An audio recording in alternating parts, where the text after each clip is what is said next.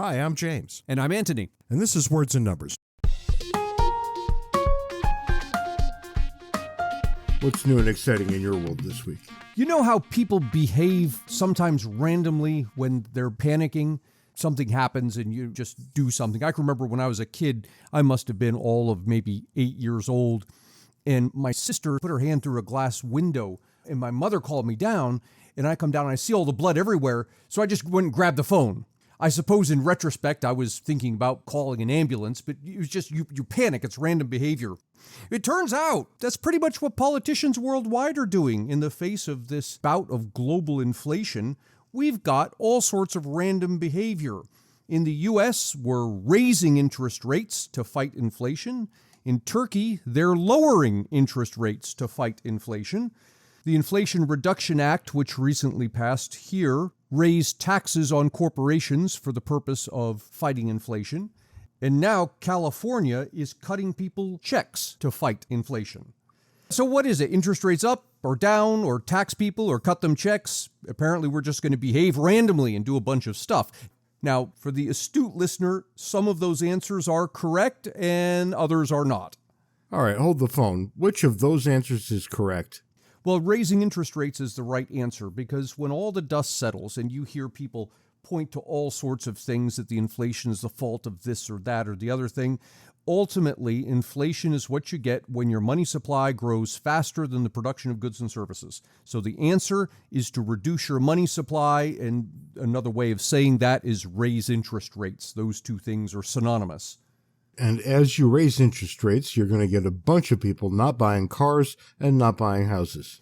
Yeah, because what do you know? There's no such thing as a free lunch. You got to pay the piper somehow. You're either going to pay in inflation or you're paying higher interest rates. There is no such thing as low interest rates anymore. That was the equivalent of a free lunch. You know, what we're doing here is paying for all of those checks that the government cut back in the age of COVID, when everyone was happy to stay home and receive checks for not doing anything. We warned economists everywhere, and you and I warned repeatedly, that's going to come back. You have to pay that. You're going to pay it either in taxes or in inflation or in higher interest rates, whatever it is. Well, ultimately, now we're paying. This is the part that people ignore. It does have to be paid back. And when those roosters come around, you're going to have to understand that you've had a wailing good party for the last, 70 years? Right. And somebody, sometime, sooner or later, is going to have to address that floundering mess of a budget that we carry around. Party is probably a good analogy.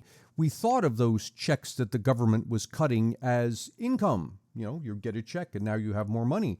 When, in fact, a better analogy is it was a party. We were throwing it on the credit card, and now the credit card bill's coming due. Right. A bunch of politicians took a look around, figured a lot of people were out of their jobs, and they had to figure out how to get everybody some money in their pockets. So, what else did they do? They said, there's no rent moratorium. Well, why would there be a rent moratorium? And what are you going to tell the landlords? They don't have the authority to collect rent anymore. Yeah, because they have bills that they have to pay also. Just like their tenants, right? Part of this comes from this thing that people repeat, that paying rent is just flushing your money. Instead, you should have a mortgage, and that way that the money that you're paying goes into the equity of your house. What people miss here, and I think you miss it unless you're a homeowner, is when you're renting, you don't have to worry about replacing the roof and repainting the thing, and there's a pipe that burst. The landlord handles all of that. When you own a home, you have to handle all that. What happens when you're paying rent? That rent is going to the landlord to cover all of those things. Oh, and not insignificantly, the opportunity cost of the money that he's invested in the building. California is about to become, for at least the second time, another example of this.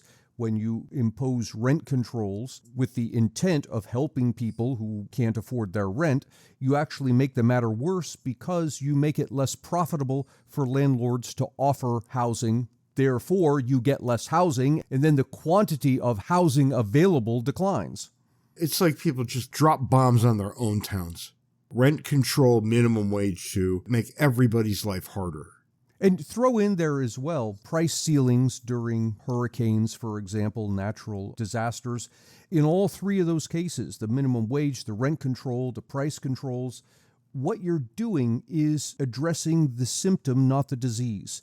The price being too high or too low, whatever it is the symptom of something real that's underlying. If you don't address that real thing that's underlying it, you haven't done anything. The analogy I use with my students is it's like taking a thermometer and scratching off the numbers and writing in lower numbers. And then you stick it in the kid and it comes up as a lower temperature and say, great, I've solved the problem. No, you haven't solved the problem. All you did was change the metric. The problem is still there because you haven't addressed it. I've got something that might be somewhat amusing. I want to call your attention back a month or two when I said, without question or hesitation, the way that stupid people often say things, I said, the upcoming midterm elections will be a complete wash. Republicans are coming in everywhere. Do you remember that? Right, yes. I would like to amend my previous statement just a little bit. Have things changed? Well, yeah. You look around and I see first that lunatic, Marjorie something. Marjorie something Green. Yes, Marjorie Green. Fundamentally running unopposed. Why would the Republican Party put up with this? Well, let me tell you why. Herschel Walker, their chosen one for a Senate seat in Georgia, after being a staunch pro-life conservative his entire life, is now charged with paying for the abortion of one woman and having plans to pay for the abortion of a second woman. Uh-oh. Well, yes, we got a bit of a hypocrite problem going on here, right? And what do you see at the state and local level? Election deniers are out in force. The big high-ticket candidates are falling apart. They seem weakest at the federal level and strongest at the state level. We might be setting ourselves up to see something pretty ugly here. How do you see this playing out? When last we discussed this, your forecast was that the Republicans would gain seats in Congress in this midterm election. Are you seeing it differently? I think they'll gain by lower averages. Yep. It's not going to be a walk. I suspect we're going to be up pretty late in November on Election Day trying to figure out who won. And that's not as easy as it first appears to be, right, with these election deniers. They paint themselves into a corner here. What happens if prior to the election you're saying, look, elections are stolen, you can't trust the returns? What happens if their guy wins? Now what do they say? All of a sudden, no, you can trust this? No, they've got an easy answer for that. All they have to say is our people were standing at the polls and we made sure this election was free and fair. We have a name for that in science. We call it the unfalsifiable hypothesis. No, that's right. There is no evidence that will contradict it, neither direction. And that's not foolish? Oh, God, not even close. What is foolish this week, James? Kanye West. He was on some form of television with a woman, I believe, and they were each standing faces front so you could see their backs. They had printed on their shirts, White Lives Matter. Really? Our listeners might not know this, but I am a white guy, and I do think my life matters. And I'm going to go so crazy as to say even your life matters. Yeah, but there are certain things that you don't say simply because of how you understand they're going to be heard. Yeah, that's right. This is so foolish, it should be the foolish of 3 weeks. I'll read you a quick sentence. I'm a bit sleepy, says Kanye, but when I wake up, I'm going DEFCON 3 on Jewish people.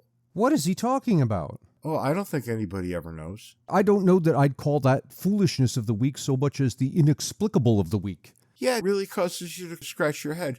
And it's part of a big, long article, which sadly did not print the pictures of Kanye in the White Lives Matter shirt. I'm sure you go out there and find it. It's probably easily found. Because once something's on the internet, you can't delete it from the internet. You might recall this, Anthony. Barbra Streisand tried. Right, and got an effect named after her. As I recall, there were pictures of her house that ended up on the internet. It was not some fan site that tells you where to go get Barbara. It was on like a U.S. federal site that was dealing with ocean issues and where borders lie. And she called her lawyers in a tizzy and said, look, I want to get this off of the internet, picture of my house. It's for security issues, whatever it is, privacy. And there's a big to-do about getting it off. And as I recall, at the time, someone counted the number of downloads, how many times the picture of her house had been downloaded. And it had been downloaded like a couple of dozen times, most of which were her own lawyers after she had said, look, my picture of my house is there. But when she made a big stink about it. It hits the news. Now everybody wants to see it. Now there's millions of downloads. If she just kept quiet about it, nothing would have happened. And thus the Streisand effect. Yeah, well, it's a beautiful example of unintended consequences. To get more Ant and James, buy a copy of our excellent book, Cooperation and Coercion. You can find the paper and electronic versions on Amazon and the audio version on Audible. If you'd like to support Words and Numbers, make your way over to patreon.com/wordsandnumbers, where you can contribute to our podcast-making habits. If you'd like to schedule us to come speak at your event, be it corporate or educational, or have James officiate at your wedding, send us an email at wordsandnumberspodcast@gmail.com. This week's episode is Words and Numbers Live, recorded at the annual meeting of the Mississippi Council on Economic Education in Jackson, Mississippi. The funny thing is, James and I go down there to do a Words and Numbers Live, and we were also doing some teacher education. As we're walking downstairs from the room where we were doing the teacher education, and we're talking about doing the Words and Numbers Live, and we said, look, it's probably only going to be 15, 20 people. Maybe we'll just sit around and talk about stuff, make it informal, whatever. And we're discussing this as we come down the stairs, and we turn the corner to go into the room where Words and Numbers Live is to be held, expecting to see one of those round coffee tables with a few people around it. There were 350 people in the room. It was a catered lunch, the whole business. It's really a good thing we showed up on time. Exactly. So we quickly said, oops, we need to talk about something here. As we were walking down the stairs, I said, I really not up for doing a Words and Numbers Live in front of 10 people. And we're running a little late. Let's just can it. We'll go in and just talk. This week's episode, you'll hear an example of us talking with absolutely zero preparation. I'm Anthony Davies. I'm an economist. This is my colleague, James Harrigan, who's a political scientist. We co-host the podcast Words and Numbers, which you see here. You should all go subscribe to it on all your various devices. We're actually recording an episode live, so if you subscribe, you can hear yourself in the background. No heckling. It's strange that we find ourselves here. We met Selena, and she said, wouldn't it be great if you came out? And when we walked into the room, we were planning on doing a podcast about, well, it doesn't matter what it's about, right? Because we saw the little stickers on everybody's table that says, think like an economist. Well, before that, we thought there was going to be 15 of you. So you've become more impressive than we might have thought. But this business of thinking like an economist is really something. I want to drive that point home a little bit because I'm a political scientist, not an economist. And Ant and I were at a conference, and people kept introducing me as economist James Harrigan, which is tough because there is an economist, James Harrigan. He teaches at the University of Virginia, and everything I do must just make him crazy. But I was at this conference, and somebody said, well, we're all economists, you know. And I said, well, no, I'm not. And Ant said, of course you are. You became an economist the day that you realized that, what was it? There's such a thing as trade-offs? Trade-offs and opportunity costs, right? And isn't that something that you can gain the trust of other economists if you just know that one thing? We start dealing with unintended consequences as well. And these became the fodder for a book we wrote together, just walking from place to place and being interested in what we were doing. I would add to that I describe economics to my students first day of class. I said economics boils down to one sentence: people respond to incentives. Everything you study thereafter, from day 2 of your freshman year all the way to PhD, is simply variations on that theme. People respond to incentives. So we wrote this book, Cooperation and Coercion, and our intent was to let people see the world through the eyes of an economist and a political scientist. So we talk about lots of things that are going on in the world that people think they have their heads around, when in fact, when you think like an economist, you find that the world is actually a very different place than what you might think it is. And before Ant starts introducing topics, I'll tell you this. We wrote this book. It was released in March of 2020. About 3 days before the entire world shut down. Yeah. So we never got to do any of the press for it. It just kind of got lost in the mess. So hopefully now that we're all back outside again, we can do a little better with that. One of the interesting things that we think about, when we talk about economies, we talk about sizes of economies and how much economic activity there is going on. And since we were coming down to Mississippi, we said, well, let's look into this. And of course, we know, I as an economist know off the top of my head, Mississippi in terms of economies ranks 50th out of the 50 states. And I started asking the question, well, okay, but to rank 50th out of the 50 United States is itself impressive. And so I started doing comparisons across the world, and some of you may know this, some of you may not. On a per capita basis, and that's the measure that matters, your economic productivity per person. Mississippi's economy is larger on a per capita basis than Portugal's. It's larger than Spain's.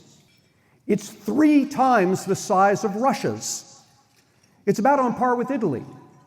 So when you start to think about economics as the way you should on this per capita basis, economic activity, you find that Mississippi, this little gem that sits down here at the bottom of the United States, and we tend not to think about, if the 50 United States were individual countries, this would be a world player. And yet we tend not to notice it. And I think this is one of the themes we find repeated as people think about economics. We tend not to appreciate the world we live in because, well, it's always there. James is always referring to a comedian who says we have this tendency that we get something new, for example, Wi-Fi on an airplane. This is a new thing, you've got Wi-Fi, and then the Wi-Fi goes out and all of a sudden we're mad. Because in that 10 seconds, all of a sudden this became, well, just the way things are. And I think that's the way we tend to deal with much of economics. People complain about the rising price of healthcare, and absolutely we should be concerned about the rising price of healthcare, but what you don't hear is people talking about what do we get for the rising price of healthcare. And what you find if you run the numbers is if we had today 1950s healthcare at 1950s prices, there would be several million Americans each year dying of things that today you can buy a cure for across the counter. Good case in point is Andrew Carnegie's mother-in-law died of tuberculosis. For all of his millions of dollars, and if you adjust it for inflation, it's billions of dollars, he couldn't save his mother-in-law from a disease that today the poorest American can afford a cure for. When you start thinking about things this way, you strip the emotion out of it and try to get to the underlying data, what you find is a story of remarkable success everywhere you look.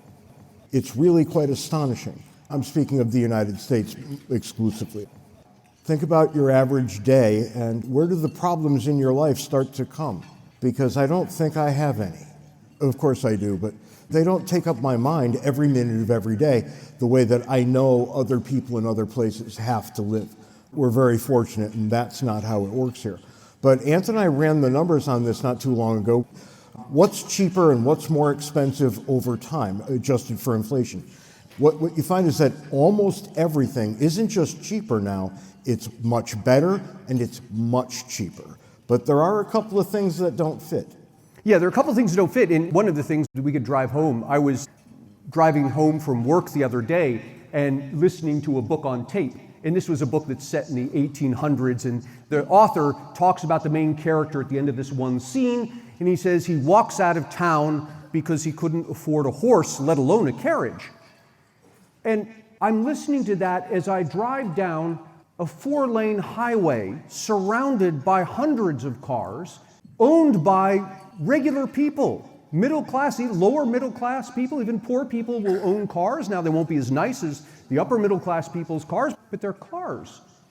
And if you just think about that one product, poor people today live a better quality of life, maybe not in every respect, but in the vast majority of respects, live a better quality of life than rich people did 100 years ago. I think indoor plumbing gets them over that line. Indoor plumbing does, yeah, absolutely.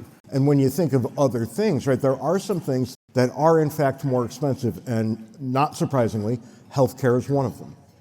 Healthcare is one of them, education is one of them. There's an interesting phenomenon, if you want to say a theme here, which is that if you look, and it's not true in every case, but it's true in a disturbingly large number of cases.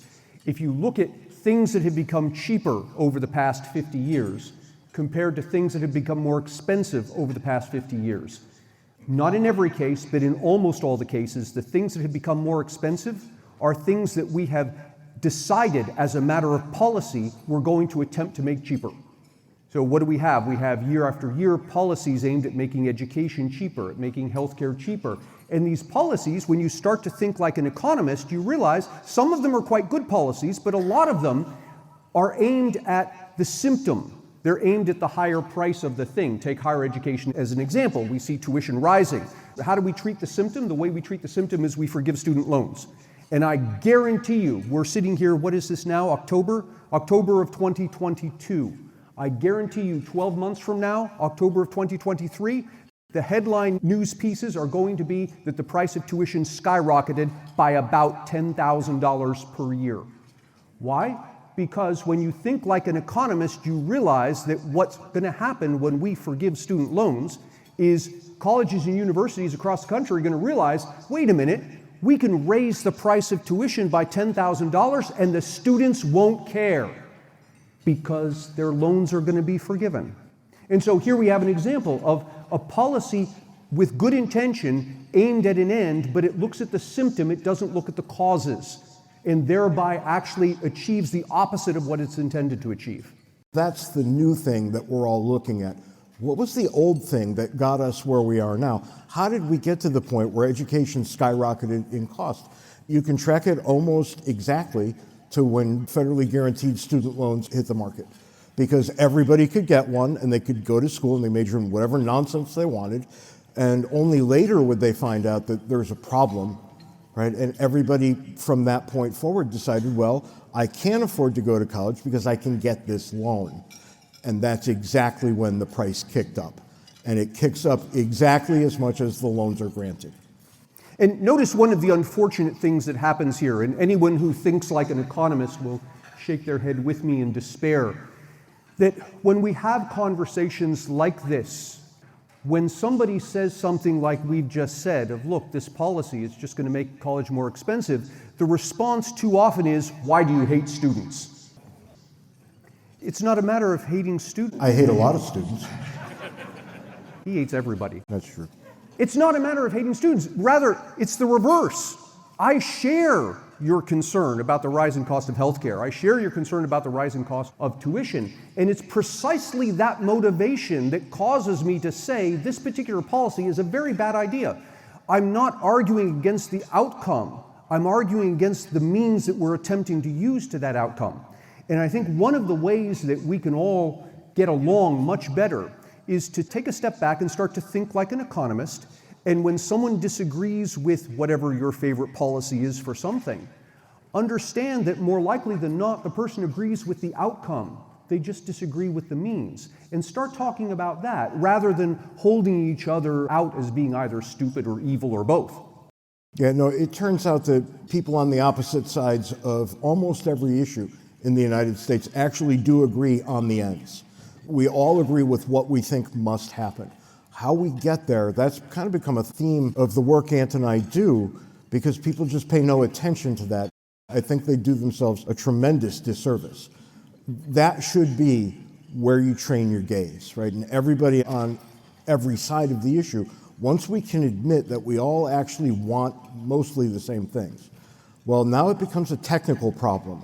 And we can work on technical problems in good faith. It doesn't have to be the brutal way that we deal with one another day after day after day. It can, in fact, be a lot gentler.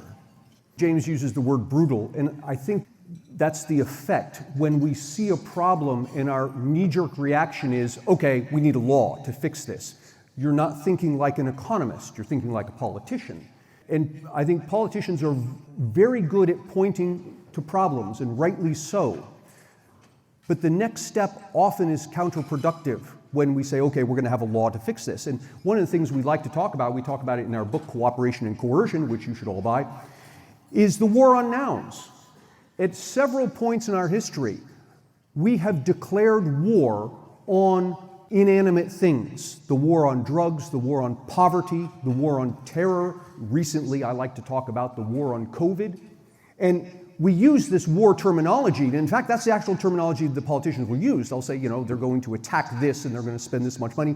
If you add up the amount of money we have spent, adjusted for inflation, on those 3 or 4 things, drugs, poverty, terror, COVID, the total amount we've spent equals about $30 trillion, which not coincidentally is what our national Fed is.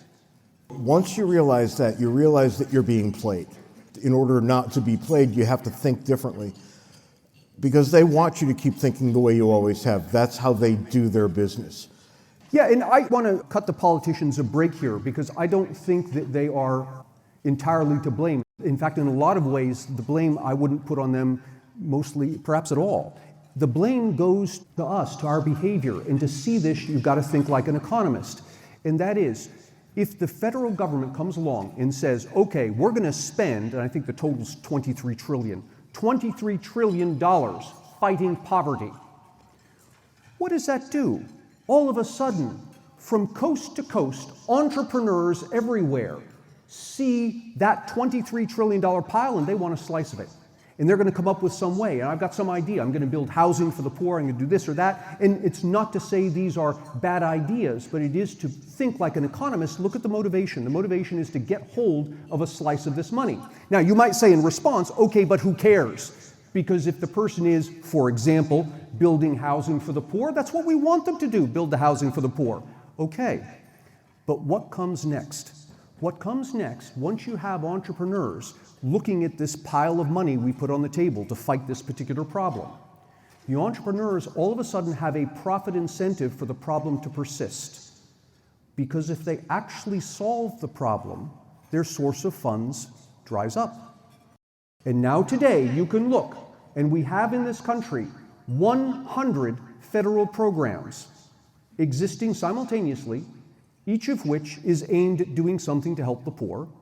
And those 100 programs each involve, forget about the poor people involved, they involve middle-class people and some rich people who have jobs that are thrown off by each of these programs. They have some kind of benefit that's thrown off by these programs. There's an entire constituency now in this country that, I don't say they do it consciously, but I do say they do it.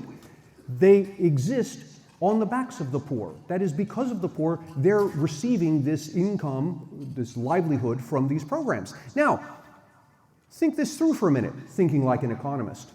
For the same $23 trillion, I claim, we could have eradicated poverty in this country 50 years ago. We could have spent the past half century being the only country in the history of Homo sapiens that had zero poverty.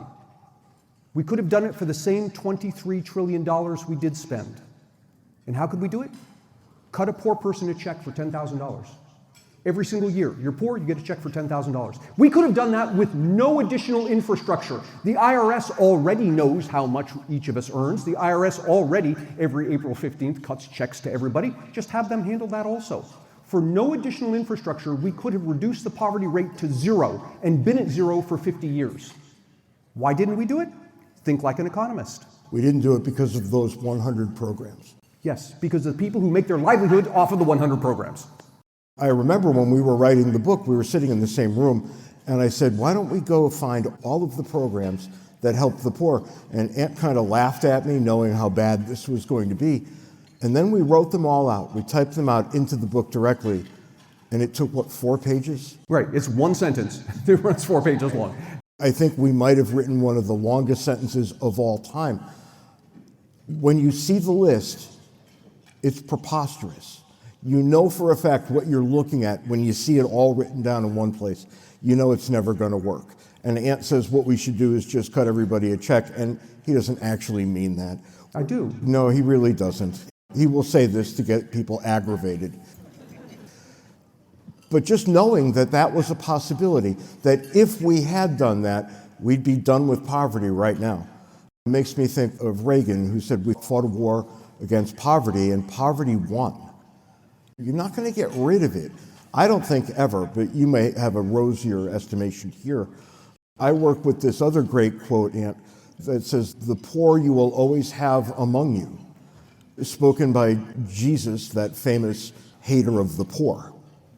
And you see just how ingrained this problem gets, right? This is thousands of years ago. That was a perfectly reasonable thing to say, and that's never changed.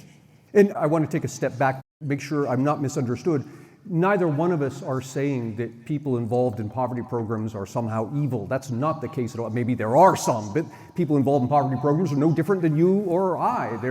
Sometimes we have our good days, sometimes we have our bad days. Our motivations are different. That's not our point. Our point is, when you think like an economist, you think not about the people involved, but about the incentives. And we've established a $23 trillion reward to people who are incented to use this money to their own benefit. And this will it will attract some good, well-intentioned people, but it will also attract a lot of not good-intentioned people. You're going to find this in any bureaucracy. Yeah, sure. Because once you get a bureaucracy, the people in it are primarily incentivized to keep their jobs, right? And an outcome at the job is secondary. We're out of time, but we thank you and we thank the Mississippi Council on Economic Education for having us here. And by all means, go subscribe to our podcast. Yeah, and catch us afterwards. Introduce yourself. This is my first time in Mississippi, and I think it's just great. Nice to see you in this fantastic place. And I hope we come back real soon. Thank you. Thank you.